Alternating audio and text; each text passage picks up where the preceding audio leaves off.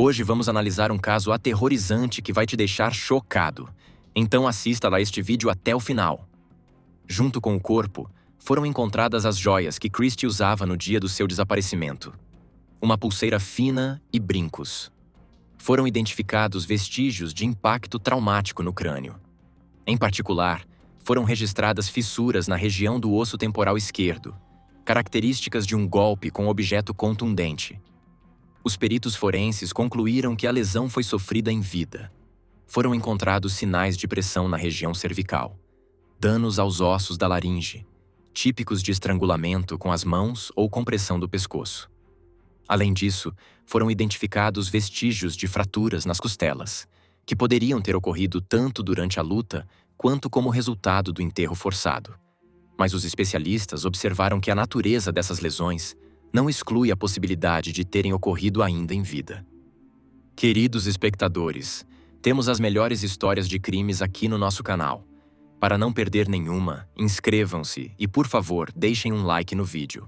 No coração do Vale do Silício, entre as rodovias barulhentas e os reluzentes prédios corporativos, nasceu e cresceu uma menina chamada Christie Lynn Wilson.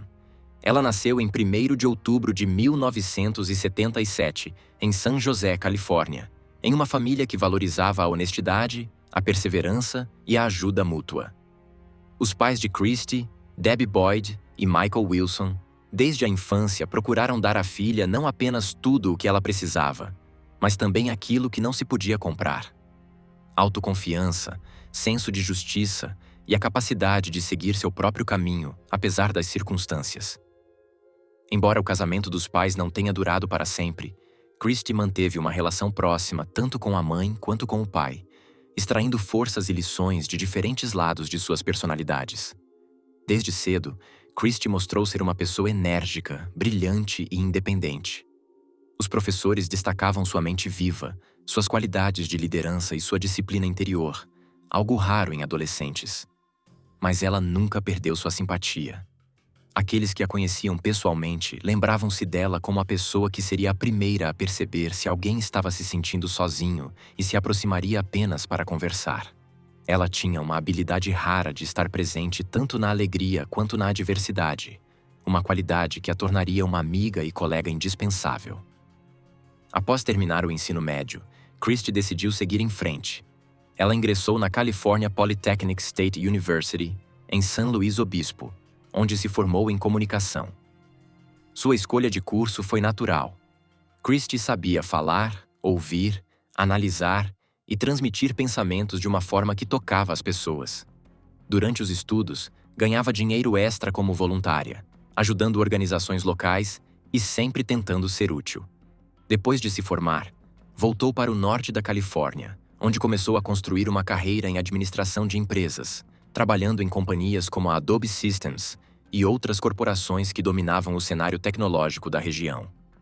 Apesar da agenda cheia, Christie nunca perdeu o entusiasmo pela vida.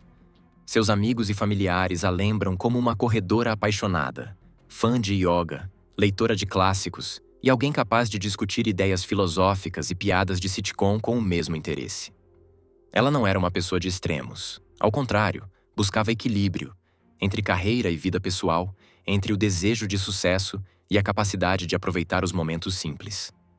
Havia amor em sua vida, não ruidoso, não invasivo, mas caloroso e genuíno. Christie mantinha um relacionamento sério com um jovem chamado Danny, com quem compartilhava planos para o futuro, incluindo uma possível mudança, novas etapas profissionais e talvez uma família.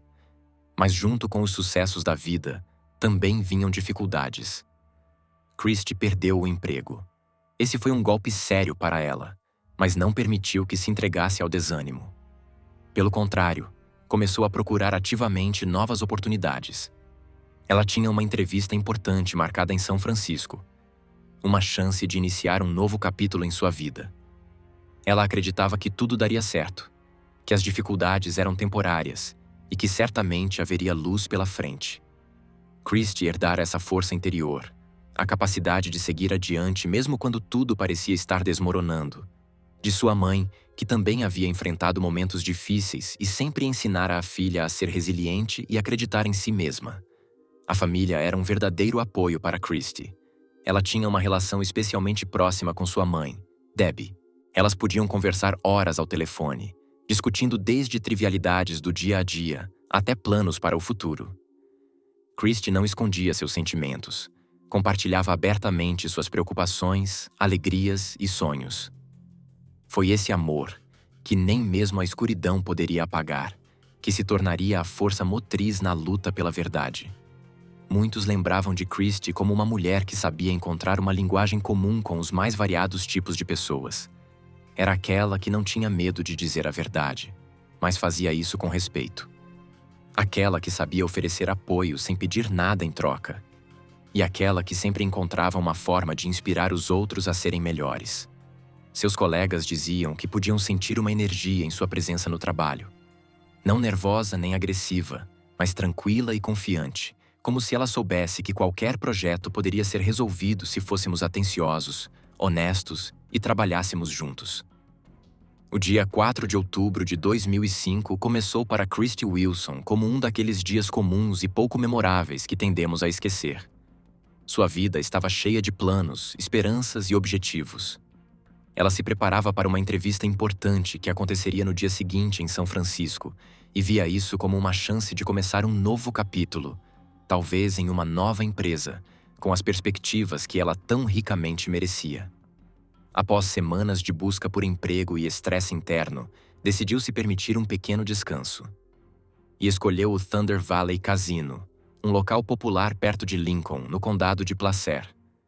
Foi uma decisão espontânea, uma forma de relaxar um pouco antes do grande dia. Christie planejava passar no máximo algumas horas ali, jogar blackjack, tomar uma taça de vinho, mudar o ambiente. Para ela, como para muitos que frequentaram o local naquela noite, o cassino não era um lugar de risco, mas sim um ritual de distração. Uma breve pausa em uma vida em que tudo estava subordinado à rotina e à ansiedade. Por volta das 18 horas, Christie saiu de San José. Ela dirigia sozinha em seu carro, vestida com elegância, como sempre. Jeans e uma blusa preta, nada chamativo, mas elegante. Seu telefone estava no banco ao lado, carregando, com música tocando baixinho. Por volta das 20 horas, as câmeras de segurança registraram Christie entrando no cassino. Ela caminha em direção à sala de jogos, cumprimentando os funcionários que já conhecia. Uma cliente não tão frequente, mas regular. Depois de um tempo, senta-se à mesa de blackjack. Nas horas seguintes, joga ativamente, conversa, sorri. Seu comportamento não diferia do de outros visitantes. Ela não parecia tensa nem preocupada. Tudo parecia absolutamente normal. Mas o momento decisivo chega perto da meia-noite. Christie, já um pouco cansada, aparentemente se preparando para deixar o cassino. Nesse momento, um homem aparece à mesa ao lado dela. Um desconhecido, com quem começa uma conversa casual. Ele faz algumas apostas, brinca, demonstra interesse. As câmeras registram os dois rindo e conversando. Ninguém interfere. Parece algo bastante amistoso, quase inofensivo. No entanto, nos minutos seguintes, a interação entre eles se torna mais próxima. Saem juntos da sala de jogos, em direção à saída. Às 1h13, as câmeras registram Christie saindo do cassino acompanhada por esse homem. Os acontecimentos seguintes foram reconstruídos mais tarde a partir de dados fragmentados. Mas naquela noite, nenhum dos funcionários do cassino percebeu que algo estranho havia acontecido. Para eles, foi apenas mais um turno, um fluxo normal de visitantes. Ninguém relatou o incidente. Ninguém suspeitou que a jovem que acabara de deixar o local pudesse estar em perigo. E apenas na manhã seguinte, a história de Christie Wilson tomou uma dimensão completamente diferente. Seu namorado, Danny, acordou por volta das 7 horas e imediatamente percebeu que algo estava errado. Christie não voltou para casa, não ligou, não enviou mensagem. Isso era completamente incomum para ela. Ele ligou várias vezes para o seu número, mas as chamadas iam direto para a caixa postal. Com o passar do tempo, sua ansiedade começou a se transformar em pânico.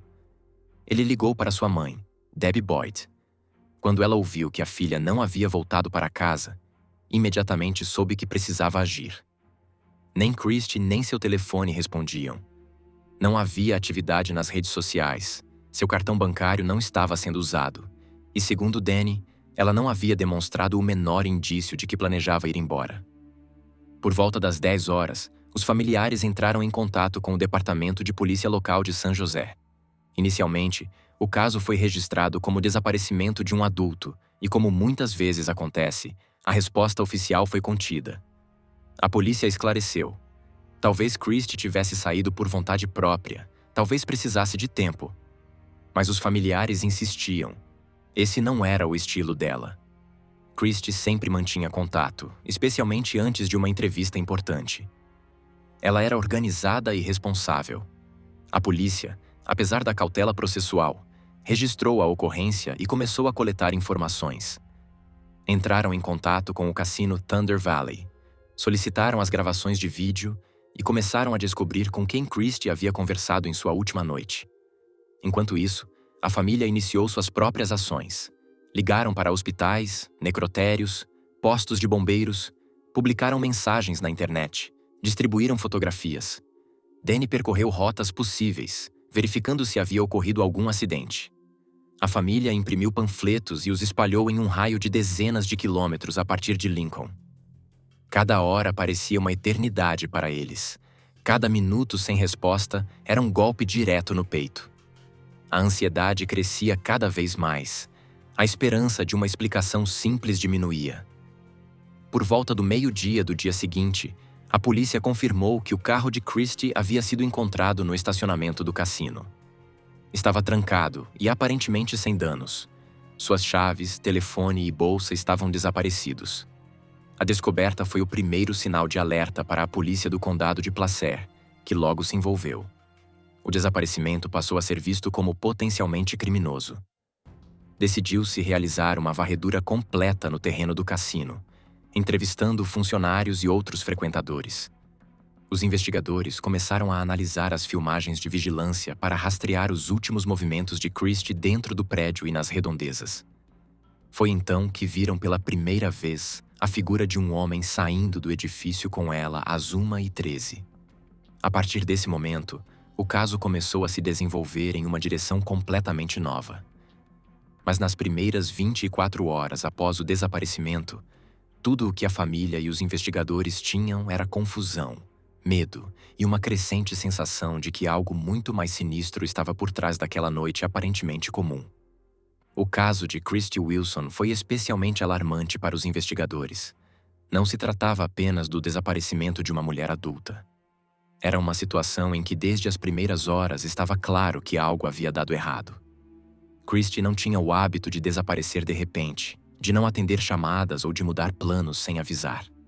Ela era organizada, disciplinada e atenciosa. Por isso, seu súbito desaparecimento na noite de 4 para 5 de outubro de 2005 não foi apenas um choque para seus entes queridos, mas também um sinal para a polícia de que o caso poderia ter natureza criminal. Os primeiros passos da investigação foram focados em reconstruir a última rota conhecida de Christie. As câmeras de segurança do cassino Thunder Valley tornaram-se uma fonte crucial de informações. As imagens mostravam claramente a jovem deixando o local na companhia de um homem desconhecido. Graças a detalhes de roupas, modo de andar e outros sinais, os investigadores conseguiram rapidamente identificar sua identidade. Tratava-se de Mário Garcia. Seu nome não havia aparecido anteriormente em relatórios policiais, e à primeira vista, ele não despertava suspeitas. Um respeitado profissional da saúde, pai de 3 filhos, com uma vida estável em Auburn, parecia um perfil improvável de envolvimento em um desaparecimento. Mas, ao examinar mais de perto o perfil de Garcia, detalhes perturbadores começaram a surgir. Os investigadores tiveram dúvidas já após a primeira entrevista com ele.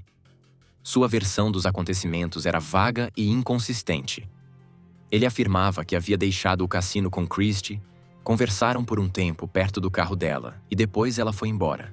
No entanto, não havia nenhuma evidência em vídeo de Christie entrando em seu carro.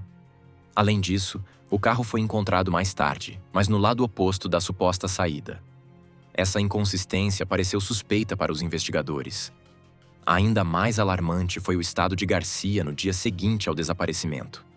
Quando foi entrevistado pela primeira vez, apresentava arranhões recentes no rosto e no corpo. Ele explicou que havia se machucado ao consertar móveis, mas os investigadores sabiam que tais ferimentos geralmente ocorrem durante uma luta física. Os peritos registraram os danos e os fotografaram. O passo seguinte da investigação foi obter um mandado de busca para o carro de Garcia. E esse foi o ponto de virada. No porta-malas de seu carro foram encontrados fios de cabelo e gotas de sangue. Testes de DNA confirmaram que pertenciam a Christy Wilson. Isso significava que, após sair do cassino, ela esteve no carro dele, e em um estado que resultou em perda de sangue. Christy nunca havia conhecido Garcia antes, e não tinha qualquer vínculo pessoal ou profissional com ele. Portanto, a lógica indicava apenas uma coisa: algo ilegal havia acontecido dentro do carro, e Garcia era o único que poderia saber exatamente o que. No entanto, mesmo com essas provas, a investigação enfrentava dificuldades significativas. A principal era a ausência de um corpo. Sem um corpo, o Ministério Público não podia provar diretamente o fato do assassinato, e a defesa podia alegar que Christy estava viva, mas escondida por algum motivo. Tais teorias surgiram na mídia. Alguns afirmavam que ela havia fugido, outros que poderia ter sido vítima de um acidente. Mas suas contas bancárias, telefone, carteira de motorista, tudo permanecia imóvel. Nenhum de seus amigos ou parentes teve notícias dela. E o mais importante, segundo seus familiares, ela jamais teria abandonado a mãe. Esse argumento tornou-se a pedra fundamental para compreender os motivos e o caráter de Christy. Na tentativa de reunir informações adicionais, os investigadores recorreram ao círculo de Garcia. Sua esposa, que inicialmente o defendia, a cada dia se tornava mais distante. Familiares e vizinhos começaram a recordar estranhezas em seu comportamento. Ele se tornara retraído, irritadiço e evitava falar sobre o que havia acontecido. Alguns lembraram que, na noite do desaparecimento de Christy, as luzes de sua casa permaneceram acesas até altas horas e que pela manhã ele parecia cansado e tenso. Um dos vizinhos relatou ter ouvido sons de escavação no quintal atrás da casa, embora ele normalmente não fizesse isso.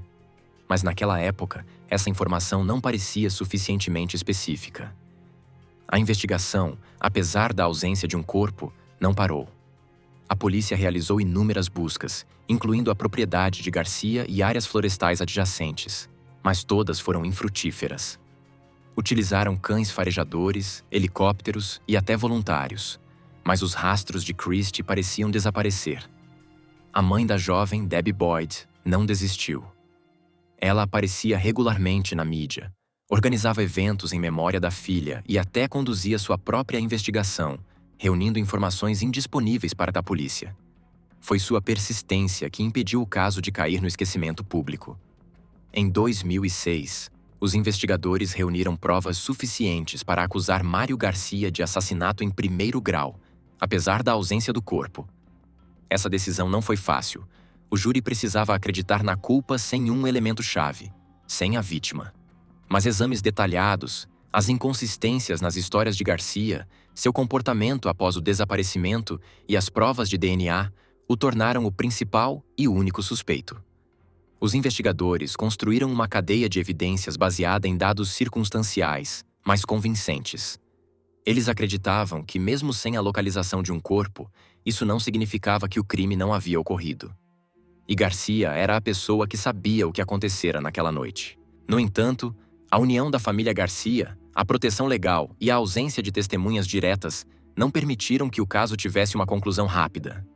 Foram necessários meses para que a investigação realizasse todos os exames, preparasse os materiais e construísse um caso capaz de resistir à pressão da defesa. Foi criada uma equipe de promotores especializados em casos sem corpo, e foi a experiência deles que levou o caso a julgamento. Mas a história da investigação sobre Christy Wilson tomou um novo rumo quase 15 anos depois. Em 2020, um dos filhos de Garcia, já adulto, lembrou-se de detalhes daquela noite que antes havia ignorado. Como o pai lhe disse e ao irmão para não saírem do quarto. Como ouviu barulhos de escavação do lado de fora da janela. Como o quintal parecia diferente na manhã seguinte. Essas informações obrigaram a polícia a retornar à propriedade de Garcia, que desde então já havia mudado de mãos. Com o uso de radar de penetração no solo, foram registradas irregularidades na terra. Em 16 de agosto de 2020, começaram as escavações. A terra foi removida em camadas, cuidadosamente, manualmente, para não danificar possíveis provas. Em 1h30, uma equipe de investigadores descobriu restos humanos a cerca de 1 metro de profundidade. Tudo indicava que o corpo estava no solo há mais de 1 ano. Estava envolto em tecido, parcialmente decomposto, mas preservando características fundamentais para a identificação. Ossos, fragmentos de roupas e materiais que poderiam preservar DNA foram recolhidos. E foi então que, 14 anos, 10 meses e 21 dias após o desaparecimento, o corpo de Christy Wilson foi encontrado. Os restos mortais estavam enterrados de forma rasa, ao lado das raízes de uma árvore antiga. As joias que Christy usava no dia em que desapareceu foram encontradas junto ao corpo, uma pulseira fina e brincos. Esses itens confirmaram a identidade antes mesmo da conclusão dos testes laboratoriais. O exame forense durou várias semanas. A principal tarefa não era apenas estabelecer a identidade, mas também determinar a causa da morte, a natureza dos ferimentos e as possíveis circunstâncias do assassinato. O exame do esqueleto permitiu destacar pontos fundamentais. Foram encontrados vestígios de impacto traumático no crânio. Em particular, foram registradas fissuras características de um golpe contundente na região do osso temporal esquerdo. Os peritos concluíram que a lesão foi sofrida em vida e poderia ter sido a causa da morte ou uma das causas. Foram identificados sinais de pressão na região cervical, danos aos ossos da laringe, típicos de estrangulamento manual ou compressão do pescoço. Esses sinais nem sempre persistem após o enterro, mas neste caso estavam suficientemente evidentes para serem registrados oficialmente. Também nas costelas havia vestígios de fraturas que poderiam ter ocorrido tanto durante uma luta quanto como resultado de sepultamento forçado. Mas os especialistas observaram que sua natureza não exclui a possibilidade de terem ocorrido ainda em vida. Em conjunto, isso levou à conclusão de que Christy Wilson morreu em decorrência de violência, muito provavelmente como resultado de um trauma contundente na cabeça ou estrangulamento. Os especialistas indicaram que não se tratava de uma lesão acidental, mas sim de um ato cometido com força e com a intenção de causar dano fatal. Além disso, não foram encontrados sinais que indicassem suicídio ou acidente. As roupas recuperadas com os restos mortais correspondiam à descrição dada pela mãe de Christy nos primeiros dias após o desaparecimento. Isso também confirmou que o corpo não havia sido movido. Foi imediatamente enterrado no local onde seria encontrado anos depois. O tecido descoberto e o solo ao redor do corpo foram enviados para análise química. Notavelmente, o solo continha micropartículas que correspondiam à composição dos materiais anteriormente encontrados no porta-malas do carro de Garcia. Isso vinculou tecnicamente o local do enterro ao transporte do corpo em seu carro, o que desempenhou um papel fundamental na consolidação legal das provas. Um dos fatos mais impressionantes foi que o corpo esteve deitado a poucos metros das janelas da casa onde seus filhos moraram, todos aqueles anos. Sob uma camada de terra, sob arbustos, à sombra de uma árvore, ao lado da qual crianças haviam corrido, festas haviam acontecido, cortadores de grama haviam passado.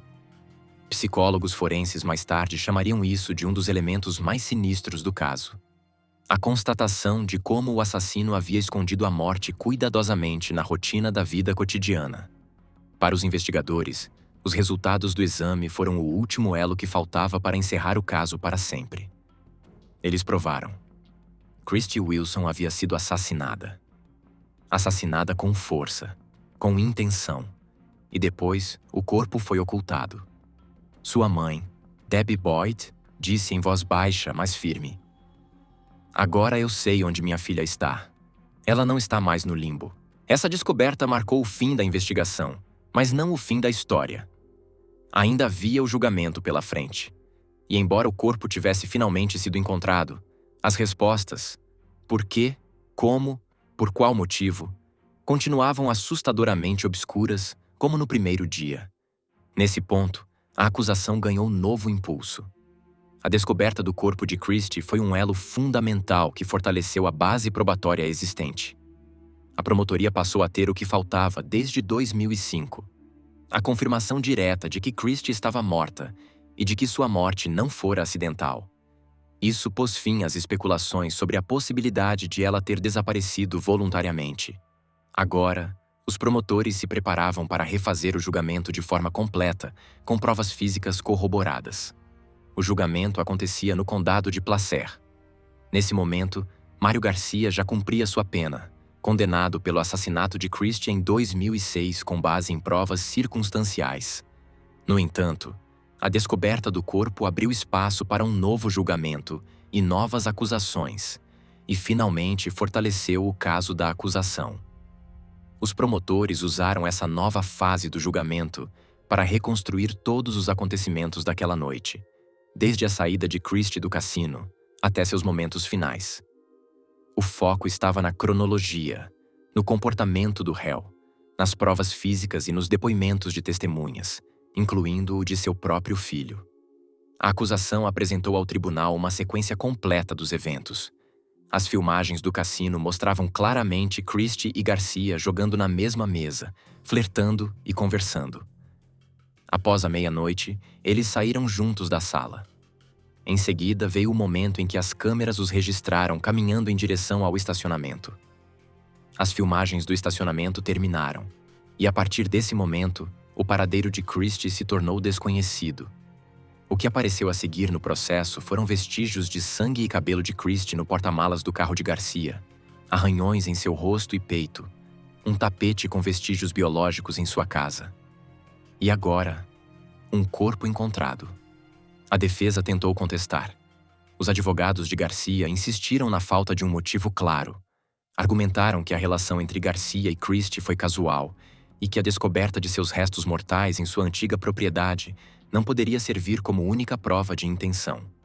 No entanto, seus argumentos soavam cada vez menos convincentes.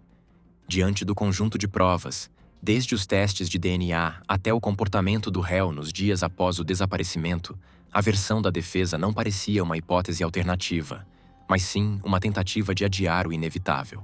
Mário Garcia não admitiu sua culpa nem durante a investigação nem no tribunal.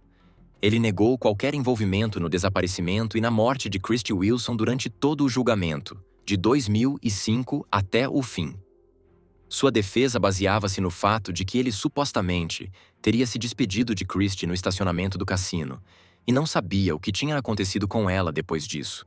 Quando o corpo dela foi encontrado em sua antiga propriedade em 2020, mesmo após essa descoberta, Garcia não fez nenhuma confissão nem explicou o motivo do crime. Quanto ao possível motivo, a investigação e a acusação apresentaram a seguinte versão. Garcia, sendo casado e pai de 3 filhos, conheceu Christie no cassino naquela noite. Ele flertou com ela, possivelmente tentando convencê-la a ter relações sexuais. Mas quando ela provavelmente recusou ou demonstrou insatisfação com o comportamento dele, isso provocou uma explosão de agressividade. Há indícios circunstanciais de que houve uma luta entre eles, possivelmente dentro do carro. Vestígios de arranhões em seu rosto e peito, sangue no porta-malas, cabelo de Christie no carro e o corpo dela, posteriormente encontrado enterrado em sua propriedade. Tudo isso confirmou que o conflito terminou em um assassinato violento cometido sob extremo estresse emocional. A mãe de Christie, Debbie, estava novamente na sala do tribunal. Tudo o que ela havia vivido ao longo desses anos, noites sem dormir, buscas, pressão da mídia, conversas com repórteres, grupos de voluntários, o peso da decepção, concentrou-se nesses dias de julgamento. Ela ouviu os depoimentos dos peritos, olhou para as fotografias das provas, encarou os olhos do homem que considerava responsável pela morte de sua filha. E embora o corpo tivesse sido encontrado e a verdade parecesse triunfar, para ela aquilo não era um triunfo, mas sim o fim de uma longa e exaustiva luta. O júri deliberou rapidamente. Por maioria esmagadora, declararam Mário Garcia culpado. O juiz determinou a sentença final. Prisão perpétua sem possibilidade de liberdade condicional. Essa decisão significava que Garcia jamais voltaria a andar em liberdade. Alguns meses após o veredito, Ele morreu na prisão devido a complicações de uma pneumonia causada pela Covid-19. Para a família de Christie, aquele dia não foi de celebração. Foi um dia de silêncio. Um dia para finalmente parar de procurar, parar de duvidar, parar de perguntar. Christie havia voltado para casa. E embora sua vida tivesse sido brutalmente interrompida, sua memória permaneceu, nas pessoas que se recusaram a deixar sua história desaparecer, na mãe que se recusou a desistir e na justiça que, apesar de anos de silêncio, finalmente foi alcançada.